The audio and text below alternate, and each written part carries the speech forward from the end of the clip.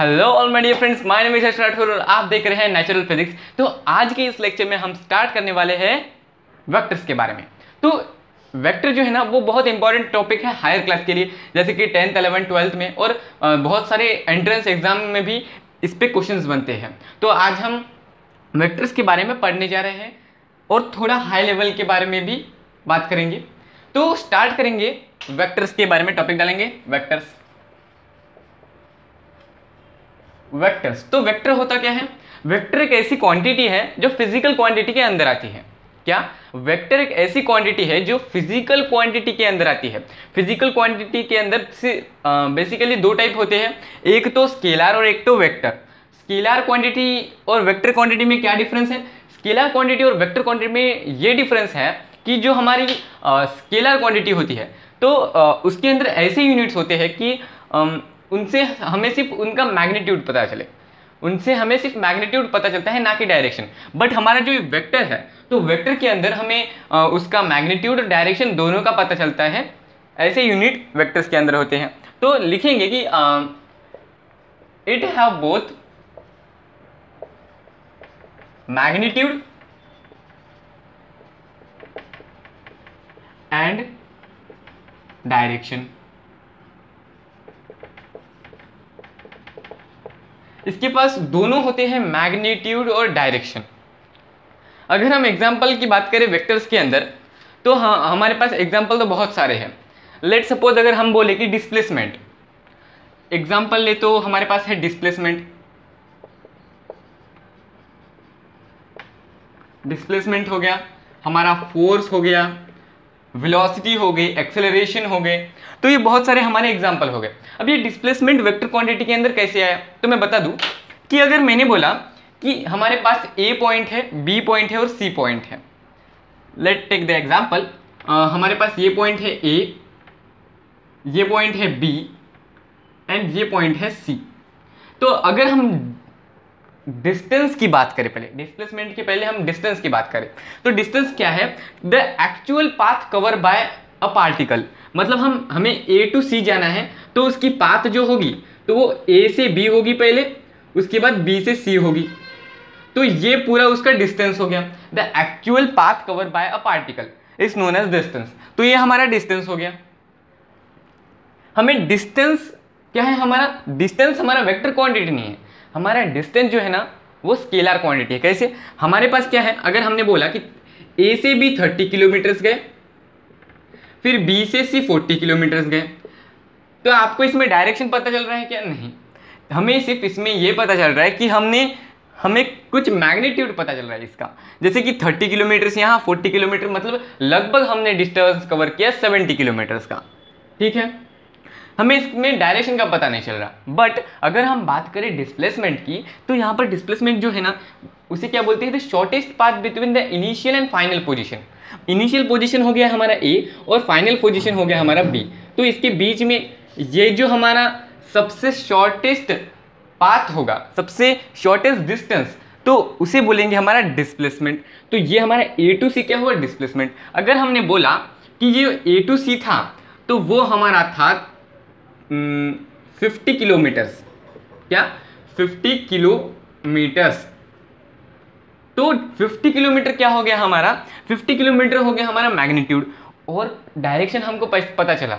अगर हमने बोला कि हमने डिस्प्लेसमेंट किया ए टू सी, कहाँ से किया? ए टू सी डिस्प्लेसमेंट किया, तो हमको इसका पता चल गया कि हम किस डायरेक्शन में जा रहे हैं।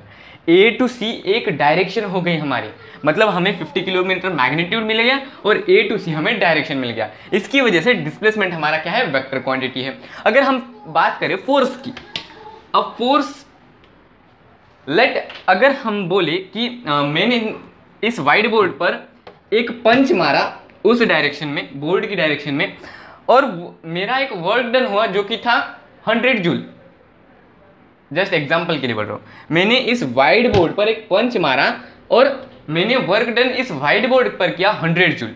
तो मैंने क्या किया? 100 जूल का वर्क किया।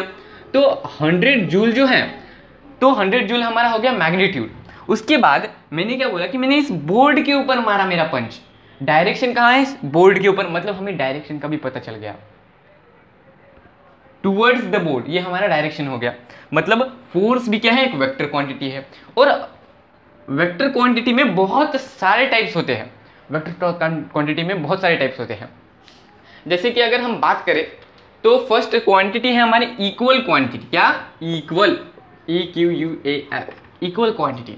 तो इस क्वांटिटी में क्या होता है फ्रेंड्स कि अगर हमारे पास दो वेक्टर हैं, वेक्टर का हम साइन कैसे देते हैं, अगर हमारे पास ए है तो इसका अगर हमें वेक्टर निकालना है तो इसके ऊपर एक सिंपली एक एरो देते थे, तो इसको हम वेक्टर बोल देते हैं।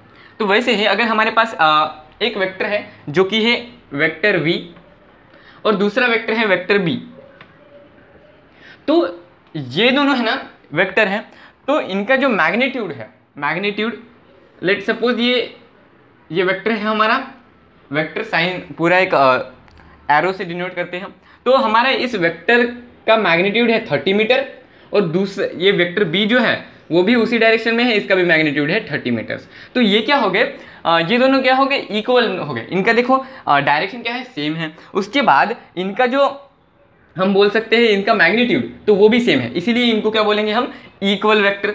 दूसरा है अपोजिट, मतलब इक्वल का अपोजिट क्या, अनइक्वल वेक्टर।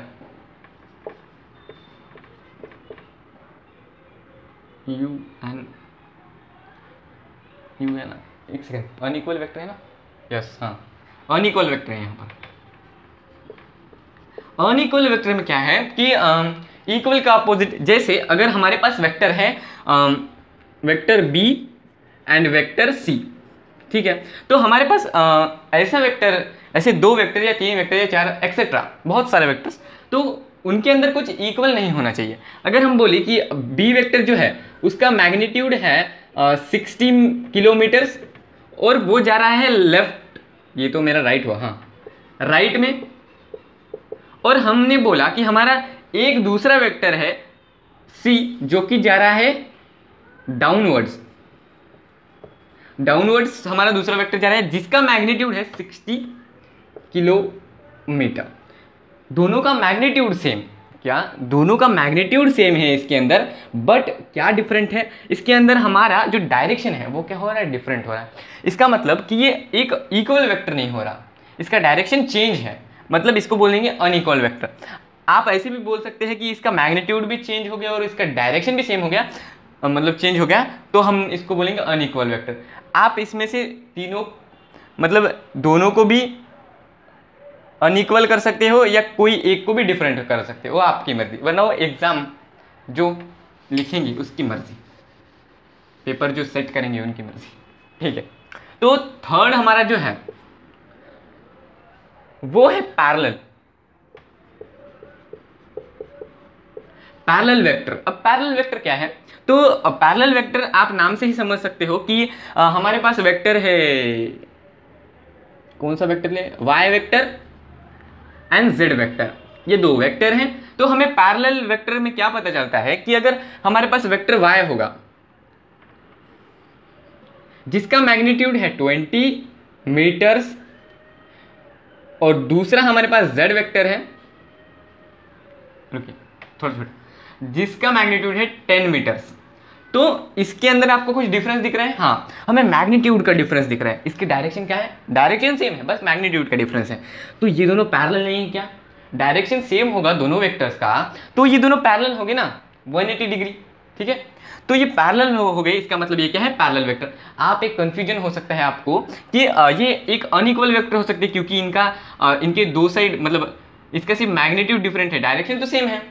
तो फिर फ्रेंड्स मैं क्या बोल रहा हूँ कि देखो, अगर आपको कभी कौन से भी एग्जाम में ऐसे दो वेक्टर दिखे जो कि हो सकते हैं पैरेलल, जो कि पैरेलल होंगे, तो आप पहले पैरेलल पे ही टिक कीजिए, अनइक्वल तो बाद में देखेंगे हम, बट पैरेलल पे ही टिक कीजिए। क्योंकि देखिए ना ये जो वेक्टर्स है वो उसमें सबसे ज़्यादा इजीली आपको क्या डिफाइन होता है कि ये पैरेलल वेक्टर्स है, तो आप पहले पैरेलल को टिक कीजिए, अनइक्वल को मत कीजिए। अनइक्वल में आपको डिफरेंट क्वेश्चन आएंगे, जैसे कि इसकी डायरेक्शन चेंज हो सकती है, ठीक है, क्लियर। उसके बाद पैरेलल का अपोजिट क्या, एंटी पैरेलल। हमारा फोर्थ है एंटी पैरेलल। टोटल 8 हमारे टाइप्स है इसके एंटी पैरेलल। तो एंटी पैरेलल में क्या है कि हमारे पास दो वेक्टर्स होते हैं, तीन वेक्टर मतलब बहुत सारे वेक्टर्स, हम तो यहाँ पर सिर्फ दो वेक्टर्स का एग्जांपल लेंगे। तो हमारे पास दो वेक्टर्स हैं, vector A and vector B. तो ये क्या होगी, एक दूसरे के एंटी पैरेलल। जैसे कि हमारा vector A and vector B जो है, तो वेक्टर ए इस डायरेक्शन में होगा, उसका मैग्नीट्यूड होगा 30 मीटर्स या 40 मीटर्स, और हमारा जो वेक्टर बी है तो उसका डायरेक्शन इसके अपोजिट होगा, इसका हम x मान सकते हैं, क्योंकि अगर इसका मैग्नीट्यूड भी चेंज हुआ तो भी इसको हम एंटी पैरेलल बोल सकते हैं। हम इसको 30 मीटर्स भी लिख सकते हैं, 40 मीटर्स भी लिख सकते हैं, इसका मैग्नीट्यूड से हमारा कोई नाता नहीं। बट इसमें क्या होना चाहिए कि ये दोनों जो वेक्टर्स होंगे वो अपोजिट डायरेक्शन में चाहिए। क्या, सिर्फ अपोजिट डायरेक्शन में होने चाहिए, उनका मैग्नीट्यूड हमें कुछ नहीं बताता। तो हम अगर दोनों वेक्टर अपोजिट डायरेक्शन में होंगे तो हम इनको क्या बोलेंगे, हमारे एंटी पैरेलल वेक्टर। ठीक है, इसके बाद हमारा कोलिनियर, फिफ्थ वेक्टर है कोलिनियर।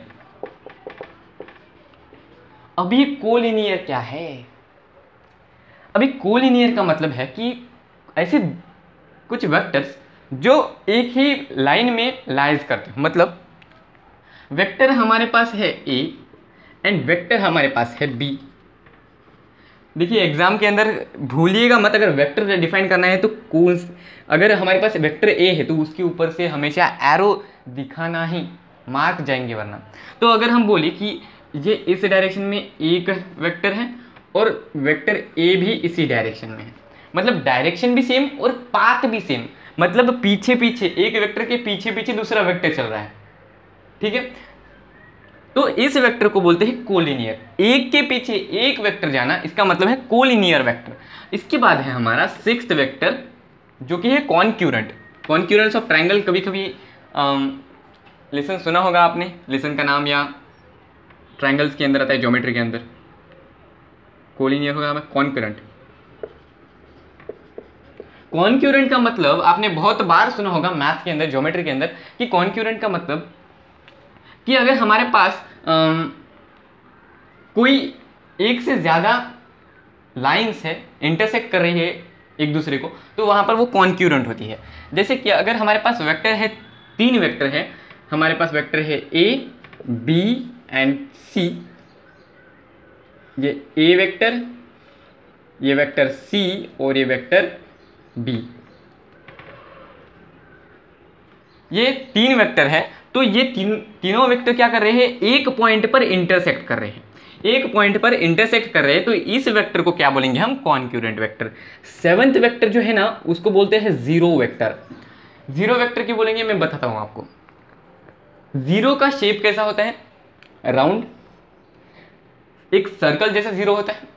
और सर्कल क्या होता है, सर्कल क्या होता है, combination of infinity lines, infinity rays, combination of infinity rays circle को बोलते हैं हम।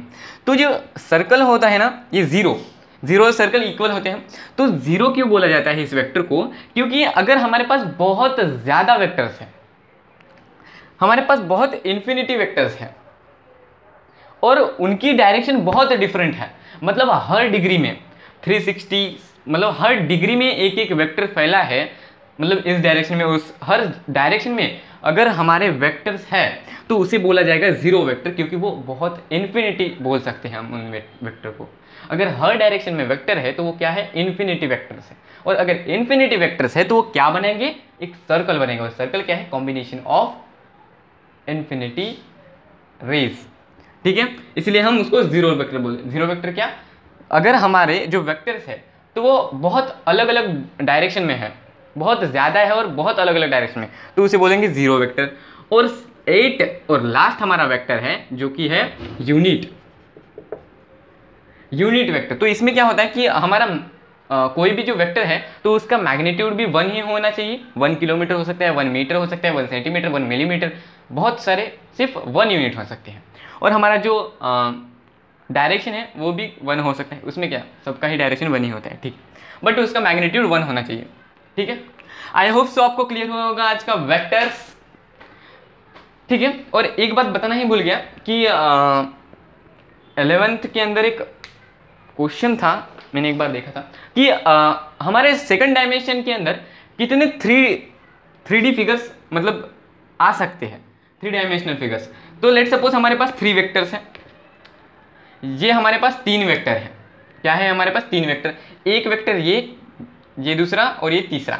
तो ये हमारा व्हाइट बोर्ड जो है ना वो हमारा क्या है, सेकंड डायमेंशनल है, 2D।